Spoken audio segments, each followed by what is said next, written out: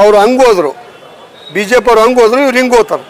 KKDP ಗ್ರಾಂಟಿನಿಂದ, Kalyana Karnataka ಗ್ರಾಂಟಿನಿಂದ ನಾವೆಲ್ಲರೂ ಬದುಕಕ್ಕತ್ತಿದ್ದೀವಿ. ಇವತ್ತು ಕಲ್ಯಾಣ ಕರ್ನಾಟಕದ ಗ್ರಾಂಟ್ನಿಂದ ನಾವು ಇವತ್ತು ಕರ್ನಾಟಕ ರಾಜ್ಯದಲ್ಲಿ ಇದು 7 ಜಿಲ್ಲೆಗೆ ಮೀಸಲಾಗಿರ್ತಕ್ಕಂಥ 5,000-6,000 ಕೋಟಿ, ಇದರಿಂದ ನಾವು ಎಲ್ಲರೂ ಕೂಡ ಅನುಕೂಲವಾಗಿ ಮಾಡ್ಕೊಂಡು ತಿಂದು ಬದುಕಿ ಬಾಳಲು ಒಂದು ಸ್ವಲ್ಪ EMI ಕಟ್ಕೊಬೇಕು ನಾವು ಅನುಕೂಲ ಐತಿ. ಇದು ಕೂಡ ಈ ಸರ್ಕಾರದಲ್ಲಿ ಕೂಡ ಇದು ಕೂಡ KRDL ಮತ್ತು ಅದು ಯಾವುದೋ ನಿರ್ಮಿತಿ ಕೇಂದ್ರ ಇಂಥವಾಗೆಲ್ಲ ಅನ್ಯ ಸಂಸ್ಥೆಗಳಿಗೆ ಕೊಟ್ಟರು. ಅವ್ರಿಗೆ ನಾವು ಮಾಡಬಾರ್ದು ಅಂತ ಹೇಳ್ತಾ ಇಲ್ಲ.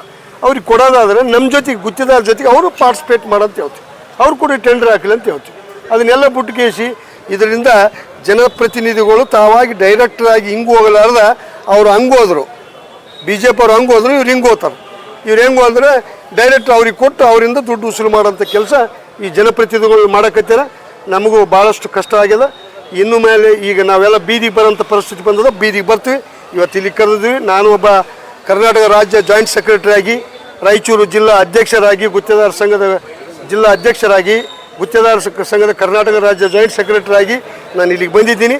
ಇನ್ನು ಒಂದು ಸ್ವಲ್ಪ ದಿನಗಳಲ್ಲಿ ನೋಡಿ ಹೋರಾಟಕ್ಕೆ ಇದೇ ಕಲಬುರಗಿ ಸೆಕ್ರೆಟರಿಯಲ್ಲಿ, ಕಲ್ಯಾಣ ಕರ್ನಾಟಕ ಸೆಕ್ರೆಟರಿಯಲ್ಲಿ ಹೋರಾಟಕ್ಕೆ ಇಳಿತೀವಿ.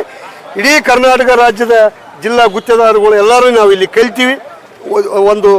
ಒಂದು ಒಳ್ಳೆಯ ಹೋರಾಟ ಮಾಡಿ ಈ ಕಲ್ಯಾಣ ಕರ್ನಾಟಕದ ದುಡ್ಡನ್ನು ಗುತ್ತಿಗೆದಾರಿಗೆ ಅನುಕೂಲ ಆಗ್ತಕ್ಕಂಥ ದುಡ್ಡನ್ನು ನಾವು ಉಳಿಸ್ಕೊಂತೀವಿ ಅನ್ನೋಂಥ ಮಾತನ್ನು ನಾವು ಈ ಸಂದರ್ಭದಲ್ಲಿ ನಿಮ್ಮ ಮುಂದೆ ಹೇಳೋದನ್ನು ಬಯಸ್ತೀವಿ.